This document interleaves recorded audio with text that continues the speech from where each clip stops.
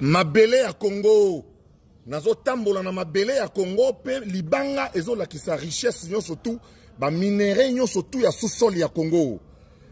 Ba Congolais d'abord ya liboso na pesi bino merci à trop pour la réaction na bino par rapport à l'émission to sala ki na directeur Oscar ya RTNC na yeli susu bomoni bien tenu bien ba couleur à Congo. Ezali pour na ko sensibiliser li susu makasi ba Congolais. Félicitations na commandant suprême Félix Antoine Tshisekedi Tshilombo. Félicitations na FARDC ba professionnel na ba patriote wazalendo. Biso tout ba wazalendo na minute oyo. Biso ba wazalendo en communication, ba misusu ba wazalendo na ba o baza na terrain, mutu nyonso tout bo telema. Ndenge za wana Kagame to zabua, ils veulent nous pousser à la négociation. To négocier. AFDEL to négocier. CNDP to négocier. M23 to négocier. Mbaranambala po ba kota ka ba infiltrer biso po na ba richesse. Tour yo ya suka bokanga motema bo telema ki di bakolo.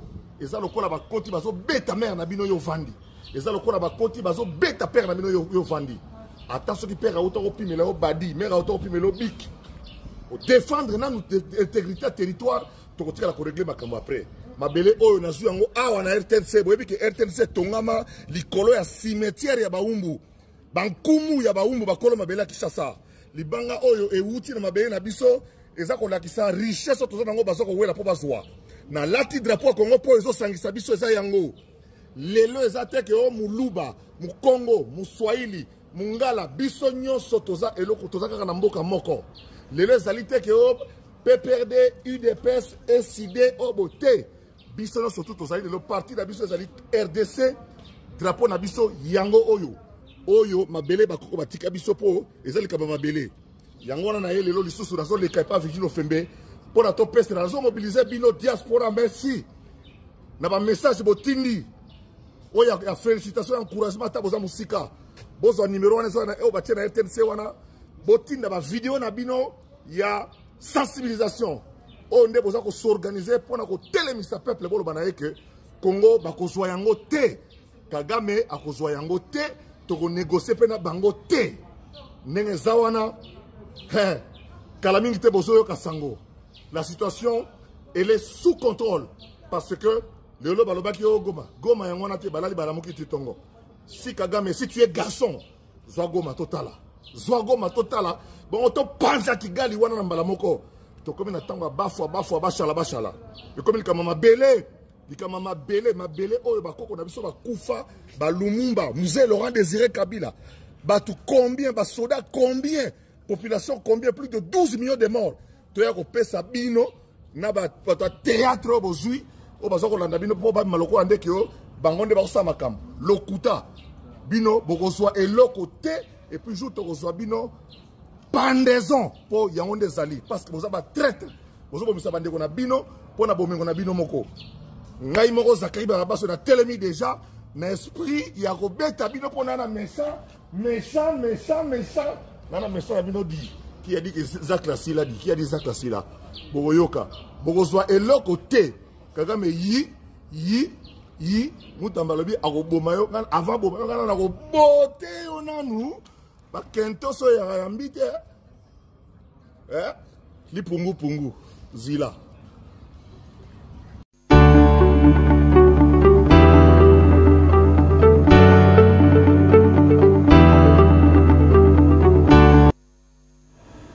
Ben voilà, fidèles téléspectateurs, l'invité annonce tel qu'annoncé, c'est l'honorable Zakari Bababasoué qui va bien entendu faire son entrée-chant.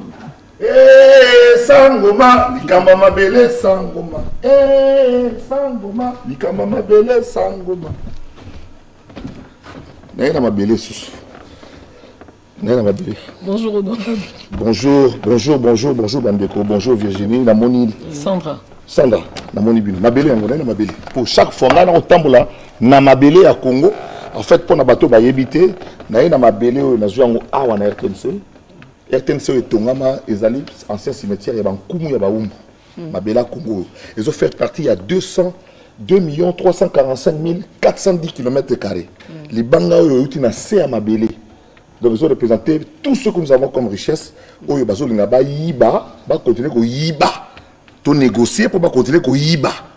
Et puis on a là le drapeau ya Congo pour le eza commande spéciale et yeka kapona ko illustrer combat au peuple à côté c'est ma tata mokozi na FRDC. Nazana bino, sensibilisation. Voilà, Zachary, la sensibilisation parce que ça fait plus de 30 ans quand 30 ans que l'Est est dérangé. Alors, le nom a une nouvelle nini. Boye bibino moko, il sa population. Tata mokonzi, gouvernement na biso ba konzi, yon mon RTNC mobilisé, bon ministère de la communication, a sapé na front, ba front eza ebelé. Ba ko sabino te, na ko sabino lelo ke moral ya ba soda na biso na front eza makasi. Et puis toza na ba soda na ba matériel ya solo. Ba loba ba rozwa goma te po goma ne tombera jamais. Goma la muki na calme, population boyo kamakambo gouverneur intérimaire azo pesa bino po ezandenge wana. Et là on a yeli ya ezanini. Boye bake bato yo bazo sala menace nungu chaque année botala bien. Bon se souvenir dans le bas to Kabila pesa ba arme to kota makolo na Rwanda. Vous vous souvenez mkolo wana. Ba on sala pression pour to négocier. Tant qu'on négocie, ba infiltrer so davantage, mouyibi continuer. Ba congolais ba patriotes et ça sur comme parti politique té au biso PPRD au biso SID au biso UDPS au biso ceux qui ensemble au biso ceux qui agir au biso ceux qui rep siko comme il kambu ya côté les mains lelo parti na biso tala couleur na yango lelo boye ezali kambu o muluba mu Congo mu Swahili mu Congo mungala te ezali kambu ya mwana muke mukolote parce que na minute oyo plus de 400 000 personnes. Même si les chiffres sont exagérés par les médias, au monde, les médias, on a fake news et les stratégie à Kagame, à Zobundisa Biso, d'abord, l'équipe on a nombre. Nombre à battu. Le nombre de FARDC, Baza Siko, Bazo, c'est la Kaka, go! Et l'équipe à Bango. Donc, il fallait que ça go, mais diplomatie, ça n'a pas il faut une diplomatie. Mais déjà, le fait que tu kangi ambassade na Biso, na Kigali, tout kangango lobby dans le salamati le quoi to kangi ba diplomate nous tout bazana kisasa en tout cas diplomate à mon côté à Congo azakuna donc nous sommes prêts à frapper Kigali donc bango bazo linga bazo Goma mais biso to frapper Kigali et nous sommes prêts à frapper Kigali nous avons mieux placé pour annoncer que nous allons frapper Kigali et c'est vrai on va frapper Kigali donc bobanga eloko mon côté Rwanda Kagame asala ndeni mutu moko azana 1000 comptes Facebook yo azana 1000 Twitter ba koti na ba groupe ya ba congolais ba créer na ba groupe ya ba congolais soko tali bien tant yo transférer au moins tala bien na ba groupe on va na message ka transférer na ba audio ya genre oyebi ke lelo kuna réunion moko salamaki ya munene mutu moko ya kati na koti ko zoyer alobi na nga ke non situation malamu mingi te muyibi Kagame vous comprenez? Azo travailler na batunde wana malheureusement bande ko na biso ba congolais mususu ba continue na makambo wana pona mbongo pona positionnement po ba kasi ke no ba ko koma ba konzi donc ba ko yasu makolo ndenge afudela yaka tiawa mais wana c'est salama déjà oublié mutako ya makolo lisusu azate bon se contenter na bamboka mike policier moko beaucoup de policiers moko des personnes bon ça le beau mais n'ayez pas parole le bagui lobby. La guerre va commencer maintenant. Et nous, on va frapper Kigali. On va déménager Kagame. On va le déménager. Donc, c'est ça qu'on va faire. Les FARDC, bazana position, bazana méchant au Sakanate. Basoda na biso bazana front. Armée régulière, il y a carrière. Bazana smartphone. Il y a remis filmaka. Parce qu'on a annoncé plusieurs fois que Goma est tombé. On a annoncé plusieurs fois que Sake est tombé. Mais oui, puis tout le monde peut carte moko tout la carte rouge. Bala dit que non Goma donc mutasa ko tambola zaki. Goma des apembe nanu. Voilà. Kagame na batunaye. Donc bala mboka bossa la confiance dans le site officiel. Il y a ministère des Affaires étrangères, bossa la confiance dans le site officiel. Il y a présidence de la République, bossa la confiance dans le site officiel. Il y a ministère de la communication, pebo landara mingi. Makam oyo ministre Bouya Azolo ba poyem tazo coordonner ki wazalendo médiatique pour oyaza soldat taza wazalé aza muzalendo et nous sommes fiers de wazalendo, nous sommes fiers de nos patriotes, nous sommes fiers de ceux qui résistent, qui refusent de donner de l'eau à boire et les chefs coutumiers doivent entrer en jeu pour surveiller Mabélé. Basambela po ba fourmi na biso, ba nyoka na biso, ba lion na biso, ba soa bango. Donc guerre comme munene, donc fourmi telem do, c'est-à-dire que fourmi so na zamba kuna na Nord Kivu, suela ngai batu oyo, ba mona pena bokota bango bo matalo na ba pantalon, bo kende tina bisika bikauka. Po ba mona pena mingai, ba mona ndenge zalaka. Fièvre, malaria, nyonso. Écoutez le bango. Il n'a pas peine à konza ba institution. Na sengi na président du Sénat, Sama Lukonde. Na sengi na président de l'Assemblée nationale, Vital Kamerhe. Na sengi na premier ministre na bisoya Judith. Merci, na nyonso bozo sala. Ndenge bozo solo là. On travaille en coulisses. Malgré ba dongolo miso, malgré kanyak ezo tambola be, ba volontaire tozali, ba patriote tozali. Ndenge ba ukrainien ba telema pour nous résister face à la puissance monnaie de la Russie. L'autre comme la deuxième année, bisope toko telema face à bandeko oyo baza soutenu pour pas continuer ko iba minerai na biso. Toko négocier té. Toko négocier té. Ouais, message à Souka. Pas de négociation. Ce que Turquie a négocié, on négocie. Bon, on va en Europe, on a frontière Europe dans l'Asie, pas comme ça les Cambodgiens Ukraine. Ici, on ne négociera pas. Parce que nous voulons en finir une fois pour toutes. 12 millions de morts, c'est trop. C'est trop.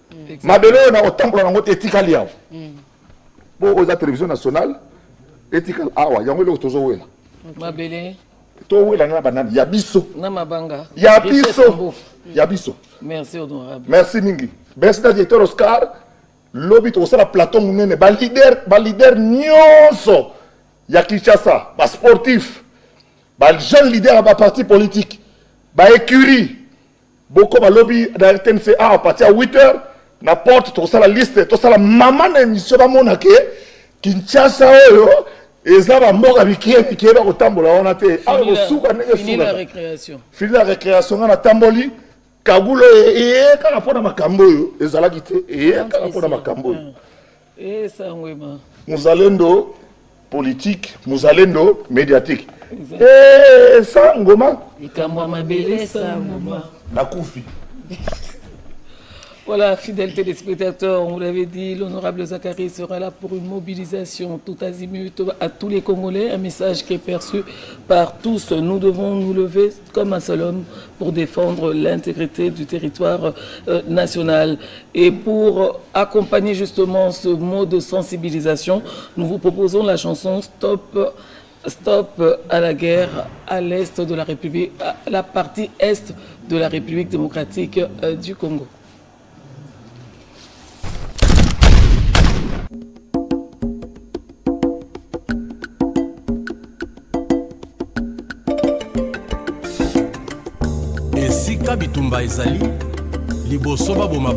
Voilà, stop à la guerre, fidèles téléspectateurs. Également, nous devons intérioriser un chant qui a été le chant chanté, entonné par Zakari Bababaswe, mais de récupérer chorale.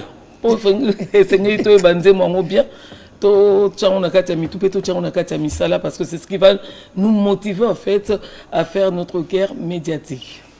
Voilà alors, Virginie, voilà, merci beaucoup. Sandra Kagaba, merci.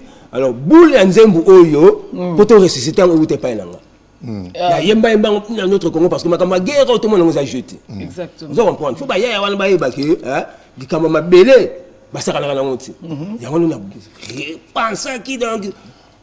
Reboulé. On a reboulé quoi? On a reboulé. Nzembu Oyo, grand maître, lui, on m'a dit, il Kamama Belé.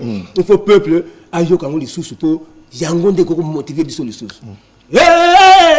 Sangwama Likambo mabele sangwema Mabele bakoko batikela biso Likambo mabele sangwema Yona ya yonga na yanga Likambo mabele sangwema Toko wala nini nga na yondeko Likambo mabele sangwema Sangwama Likambo mabele sangwema Sangwema Likambo mabele sangwema Mabele bakoko batikela biso Likambo mabele sangwema Yona ya yonga na yanga Rwanda na yo Congo na yo ye Voilà. Congo na biso Rwanda ya yo Likama mabele sangwema Congo na biso Rwanda ya yo Likama mabele sangwema Tika na mboka na yo tika ya biso Likama mabele sangwema Mabele bakoko batikela biso Likama mabele sangwema Mabele bakoko bakufelaka Likama mabele sangwema Mabele Lumumba akufelaka Likama mabele sangwema Mabele muzee akufelaka Likama mabele sangwema Mabele Mobutu akufelaka Likama mabele sangwema Likambo Etienne Tshisekedi akufela Likama mabele sangwema Likambo gouverneur ya Nord Kivu akufeli Likambo mabele sangwema biso nyonso tokokufela Likambo mabele sangwema bozwa refrain tokotela mo studio tokotela mo studio donc bana mboka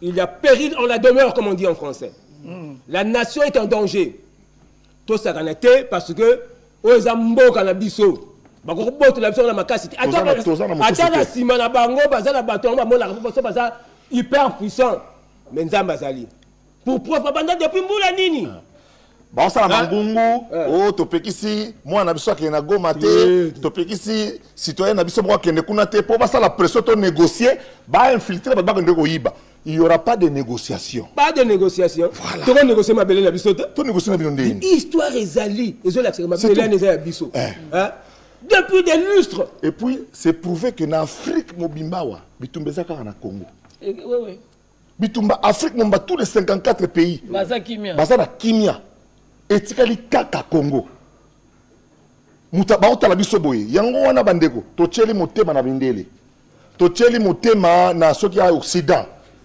esimbite siko ekomi souffle ya suka noko biso moko bakoteli biso na petit carré bon match etikali ya 5 minutes siko yo na gardien ya longo côté kuna aye kokota po corner ya suka yango corner ya suka ndeko na ngai ezali kambu ya fatite ezali kambu ya songolo pakalate ezali kambu ya makila na mabele to telema sino te to koma ba umbu mystique to koma ba umbu to koma ba paya awa donc tous à la soudé tous à sima ba soda na biso sino que même moral partout à toto wa Goma tout ko pamoja. OK donc jetez mobilisons-nous soutenons les FARDC soutenons le commandant suprême Félix Antoine Tshisekedi Tshilombo fermeté na ye biso peto zala nango commandant Hermaza moko et puis kala mingi te biso to ko attaquer ka Kigali mbala moko mais comment Kigali mbala moko c'est-à-dire que ndeka basali la sada kima moni ba yana on a stage on a ki entraînement on mono to la ça ezana ko entraînement ba match ba ko beta match amical match amical te na linga za match amical moni ba yana wana ezo mekana ezana ba entraînement na ba zamba pamba sikoyo e kozala orienté boyoka ki porte-parole armée lobby na briefing alobaki la guerre vient de commencer. Donc voilà c'est là qu'il la guerre vient de commencer et nous visons Kigali. Voilà. Après c'est là qu'il bien comme ça quand on vise Kigali wazana Butare wazana lobby déjà ba jeune ya Bukavu ba keti na barrière à Shangungu plus de 1000 jeunes ba kota makolo ba bondeli bango na ba bondeli bango ko bondela ko fukama pour pression. Ah, bon, première été. Merci beaucoup. Merci. Merci. En tout cas, Bandeko na biso basi. Virginie le fait, mais Sandra Kagaba, Dario Zamudao. Donc, donc, mais ils sont tous congolais, mais Kanisa paye que, mais, vous comprendre. Donc, il faut beaucoup de cet esprit. Mbasina mibali ko côté cet esprit. Rappelez lobby na 8h, tout le liboso TNC, ba leader ba jeune, boya couleur ka moko couleur à Congo. Exactement. Pas de drapeau de parti politique, toi n'as besoin te. Pas makaba ba église to boya. Eza siko lelo ninga za boya yaka na drapeau ya Congo. Ta muke. Là ta couleur à Congo lobby to kutana awa à partir il y a 8h. Bon, tu préparer toute sa sélection, bon, les cas, je ne me ça petit peu temps, dans l'émission, surtout, tu peux c'est le message pour nous se mobiliser. Merci. Notre Congo, c'est le lobby, donc, Yanguna Yango. Voilà. Ça, moi, message na Swahili. Moi, message na Swahili pour la mobiliser. C'est parti pour la gloire. Bateau à Goma, Oh là là là là. Watoto wa Goma, mais il faut passer la moto là. Il faut passer. Quand tu sais esprit, ça va comment dire. Mais est-ce qu'elle part couramment ça? Watoto wa Nord Kivu. Wote wale wanasikia lugha tukufu la Swahili. Tunemiambia asema hii mambo hii atuta négocier. Bana tuleta unyangu nyangu tangu bakunda na mutebuzi bana kuyapa bana kwambele sema CNDP M23 beko paka na beba beko na chofa. En fait, la négociation profite au Rwanda qu'aux Congolais. Nous négocions en fait sur notre propre terre. Non, ça n'a aucun sens. Ça n'a aucun sens. La position de Félix Antoine Tshisekedi, commandant suprême, le garant de la nation, c'est une position à soutenir. Et clair. Tovandi awa, to négocier kaka. To côté si bangon armée. Et puis va s'imposer. Va s'imposer. To yeba nakata Kinshasa oyo. Va imposer batu na bango ba pio na bango. Ba yibi richesse nyonso ya mboka. Mais lelo eboy. To lobi to négocier souterrain. To négocier sounine. To négocier ni. Lupangu na ngai. Mabele na ngai. Elamba na ngai. Na négocier na yo. Ba auto négocier. Et puis t'as la complicité. Oh non, Zakle. Pour na borno wana bon négocier kaka. Na ko négocier na likamo ya ngai. Donc to tebi na poso ya ba beti biso to tseki ba intervention ti na classe to ko kola tant to ba na mike. So ke ba beti yo, zo me pas maman lo banoni. Je vais bundati. Voilà. Siko to comme na phase wana. Mokil mombalelo baza témoin. Ya masolo oyo kaga masane pa na biso. Biso to zo viser Kigali.